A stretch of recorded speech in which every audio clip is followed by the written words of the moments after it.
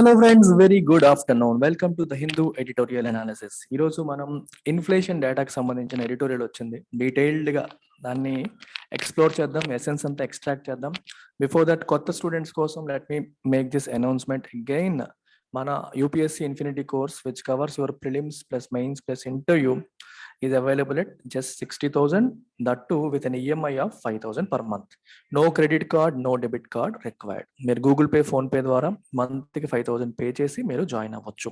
And this is valid till 30th November only. తర్వాత మీకు fee 70,000కి revise చేస్తున్నాం. 1st December నుంచి ఫీజు అనేది 70,000కి రివైజ్ అవుతుంది. ఎవరెవరైతే ఇంట్రెస్టెడ్గా ఉన్నారో 30th November లోపు జాయిన్ అయ్యే ప్రయత్నం చేయండి. ఇది కాంటాక్ట్ నెంబర్ 7893899553. మన వెబ్సైట్లో కూడా మీరు లాగిన్ అయ్యి కోర్స్ కంటెంట్ చెక్ చేసుకోవచ్చు. సిమిలర్గా అబ్సల్యూట్ బిగినర్స్ కోసం ఎన్సిఆర్టీ ఫౌండేషన్ కోర్స్ కూడా ఆఫర్ చేస్తున్నాం. డిగ్రీ పిల్లలు, ఇంకా కాలేజీలో చదువుతున్న వాళ్ళు, ఇంటర్మీడియట్ పిల్లలు కానీ, లేదా యూపీఎస్సీ తర్వాత స్టార్ట్ చేస్తాం, ఫస్ట్ ఎన్సిఆర్టీ కంప్లీట్ చేసుకుంటాం అనుకునే వాళ్ళకి కానీ ఎన్సిఆర్టీ ఫౌండేషన్ కోర్స్ ఉంది. ఇది predominantly taken by both of us. So నేను మీకు పాలిటీ ప్లస్ ఎకానమీ టీచ్ చేస్తాను, సాయిరామ్ సార్ హిస్టరీ టీచ్ చేస్తారు, ప్రసాద్ సార్ వచ్చి మీకు జాగ్రఫీ టీచ్ చేస్తారు. అందరి వీడియోస్ కూడా మీకు శాంపుల్స్ కనిపిస్తాయి. ఎన్సిఆర్టీ ఫౌండేషన్ కోర్స్ మీరు చూడొచ్చు.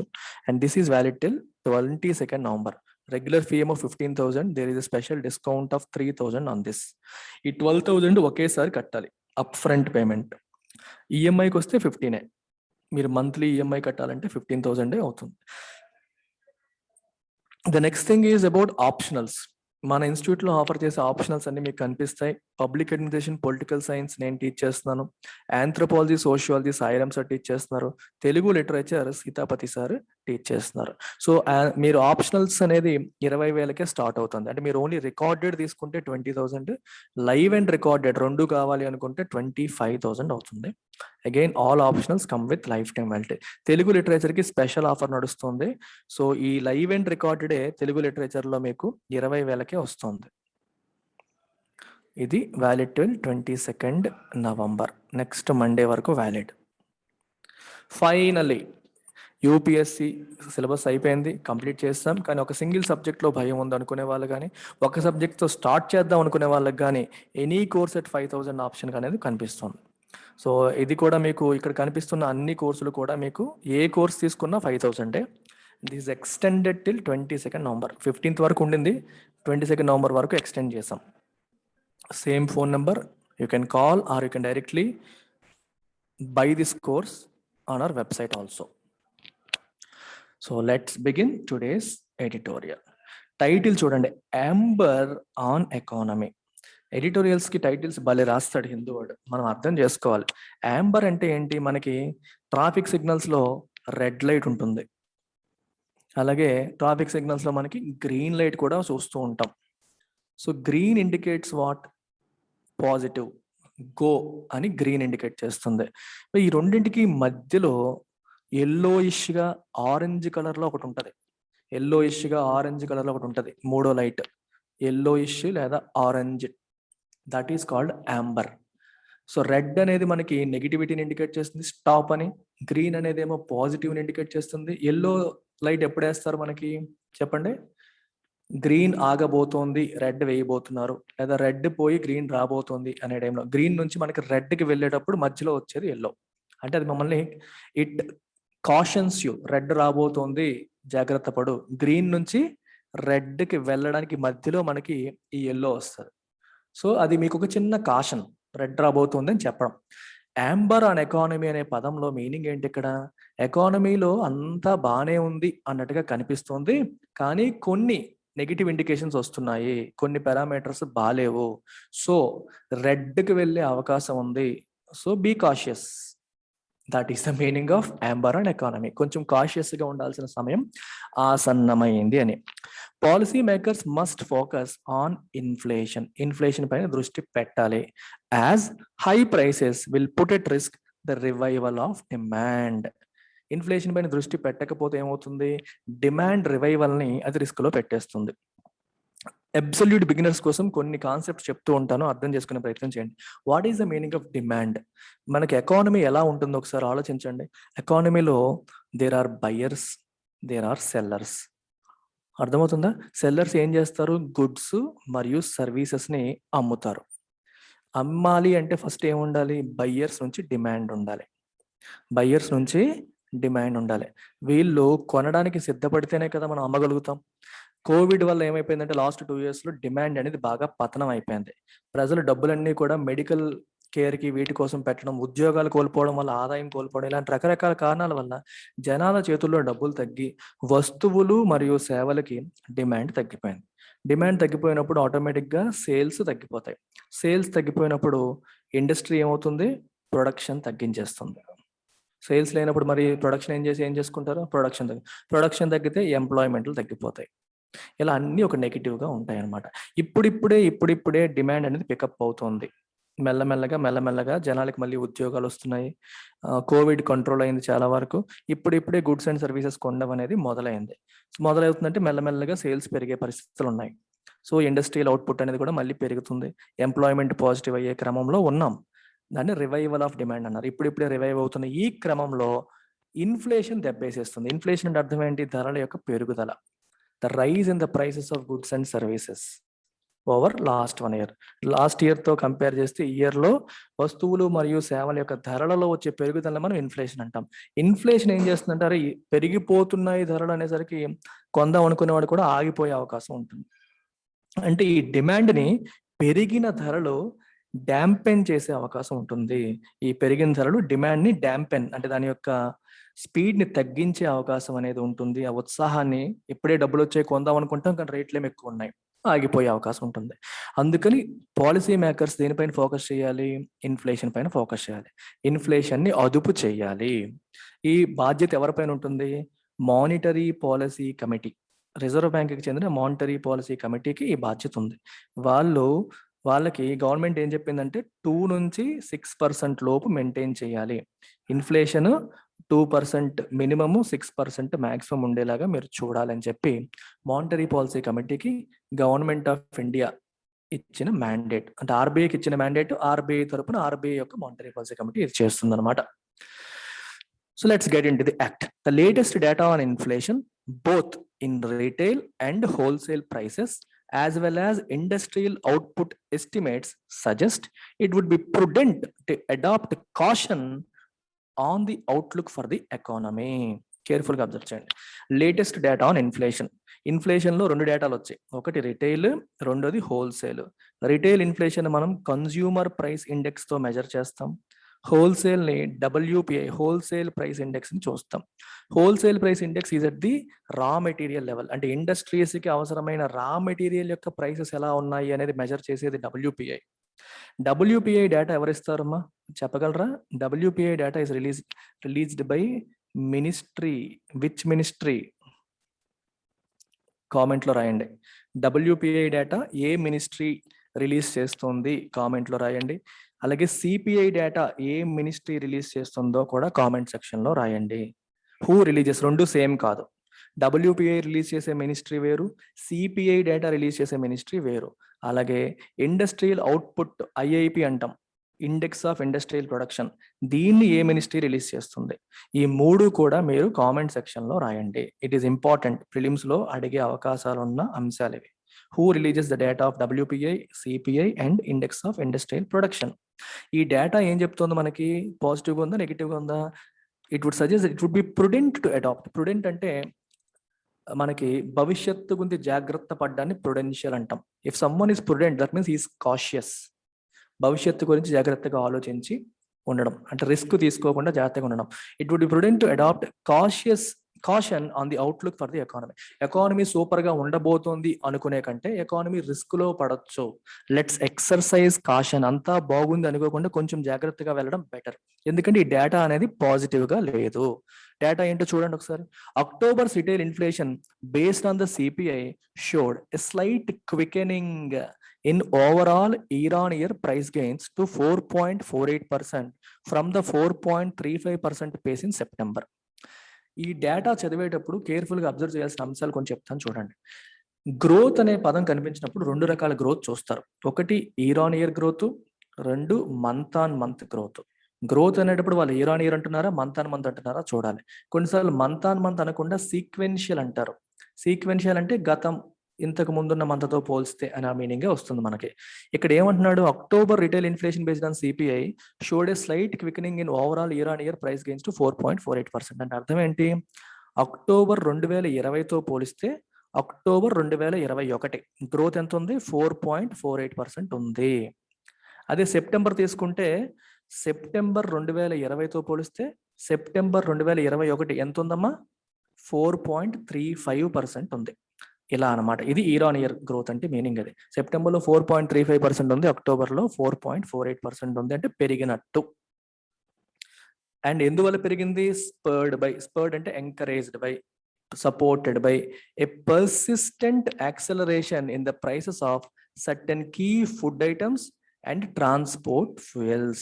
Transport fuels లోను కొన్ని కీ ఫుడ్ ఐటమ్స్ యొక్క ప్రైసెస్ లో ఉన్న acceleration in the prices. Persistent అంటే something that continues to exist. Acceleration అనేది ఒక నెల నుండి ఒక నెల లేకపోవడం కాదు, ప్రతి నెల పెరుగుతూనే ఉంటున్నాయి రేట్లు, అందుకే పర్సిస్టెంట్ అన్నారు. ఇలా పెరిగి ఇలా తగ్గిపోతే అది పర్సిస్టెంట్ కాదు, అలా కంటిన్యూస్ గా ప్రైసులు యాక్సలరేట్ అవుతూ ఉన్నాయి. ఎందులో పెరిగాయి, certain key food items, transport fuels లో పెరిగిన ధరల వల్ల మనకి అక్టోబర్లో కూడా ఇన్ఫ్లేషన్ ఎక్కువ ఉంది. Oils and fats locked 33.5% inflation. అంటే అక్టోబర్ 2020తో పోలిస్తే 33.5 అండ్ ఆల్మోస్ట్ 1/3 ప్రైసులు పెరిగిపోయి oils fats segment. Meet, fish, pulses products ఈ సెగ్మెంట్ లో మనకి మార్జినల్ ఈజింగ్ కనిపించింది, అంటే కొంచెం తగ్గాయి. సెప్టెంబర్తో పోలిస్తే మనకి కంపారిటివ్ గా కొంచెం స్లోగా గ్రో అయ్యాయి. పెరగడం అనేది పెరిగింది, కానీ సెప్టెంబర్ అంత ఎక్కువగా కాకుండా లైట్ గా పెరిగాయి అనమాట. Easing in the face of annual gains అని చెప్పి రాశారు.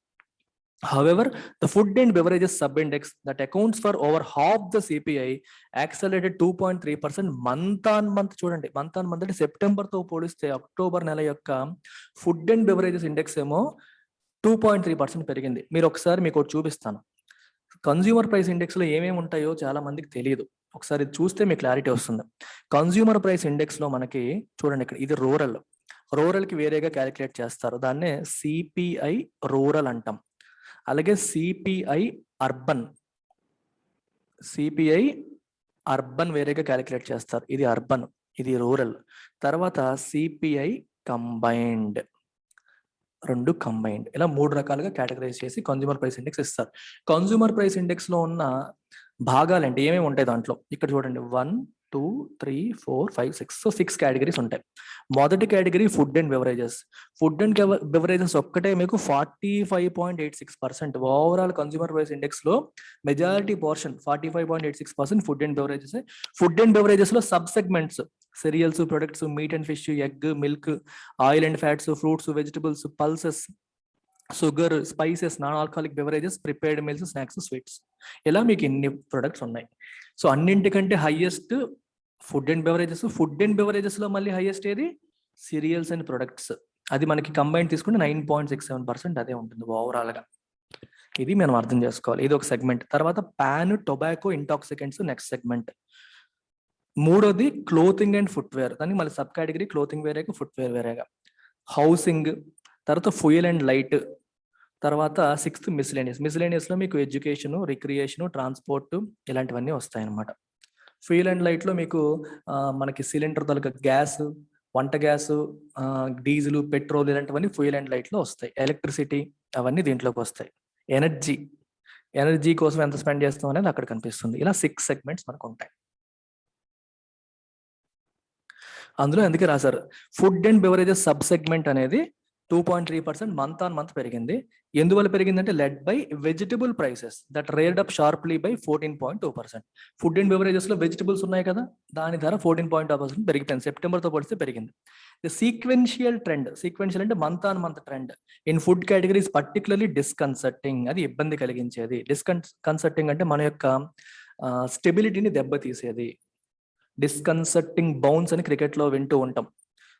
మంచిగా బ్యాటింగ్ చేద్దాం, 4 కొడదాం, 6 కొడదాం నిల్చుంటాడు బ్యాట్స్మెన్. ఒక్కసారి బౌన్సర్ వచ్చి మన చెస్ట్ మీదకి వచ్చింది అనుకోండి, నీ నువ్వు నిల్చునే విధానం ఒకసారిగా మారిపోతుంది. బికాస్ ఇట్ ఇస్ డిస్కన్సర్టింగ్, నీ స్టెబిలిటీని దెబ్బతీసిందని అర్థం. As except eggs and fruits, all the 10 other items of 12 component sub index saw prices accelerate last month. అర్థమైంది. ఎగ్స్ ఫ్రూట్స్ చెప్తే మిగిలిన అన్ని కాంపోనెంట్స్ 12 కాంపోనెంట్స్ అని రాశారు. చూసారా 12 కాంపోనెంట్స్ కనిపించాయి ఇక్కడ చూడండి 1 నుంచి 12. ఎగ్స్ ఫ్రూట్స్ ఎగ్స్ తప్పితే మిగిలిన అన్నింట్లో కూడా ధరలు పెరిగాయి. ఈ 12 కాంపోనెంట్స్ లో ఆ 2 కప్పితే మిగిలిన అన్ని కూడా పెరిగాయి అని చెప్పి రాశారు. Transport and communications which encompasses pump prices of petrol and diesel. Sorry, transport and communications లో మీకు పెట్రోల్ అండ్ డీజిల్ అనేది వస్తుంది. లైట్ అండ్ ఫ్యూయల్ లో ఎలక్ట్రిసిటీ, గ్యాస్, వంట గ్యాస్ ఇలాంటివన్నీ వస్తాయి. కిరోసిన్ ఇలాంటివన్నీ వస్తాయి అక్కడ. ఇంట్లో వాడేవి అందులో వస్తాయి. ఇది it logged inflation of 10.9% from October 2020 level. అక్టోబర్తో పోలిస్తే 10.9% 1 year లో పెరిగింది. Lending justification to the centre's Diwali eve decision to cut the excise duty on the key fuels. అంటే ఈ పెట్రోల్ డీజిల్ ఎంతగా పెరిగిపోతున్నాయి కాబట్టే మనకి సెంట్రల్ గవర్నమెంట్ దివాళీ రోజున ఎక్సైజ్ డ్యూటీ తగ్గించింది. కీ ఫ్యూయల్స్ వీటిపైన రేట్ తగ్గించడానికి నిర్ణయం అనేది తీసుకుంది. ఆ నిర్ణయానికి ఈ పెరుగుదల ఒక జస్టిఫికేషన్ ప్రొవైడ్ చేసినట్టు మనం అర్థం చేసుకోవచ్చు.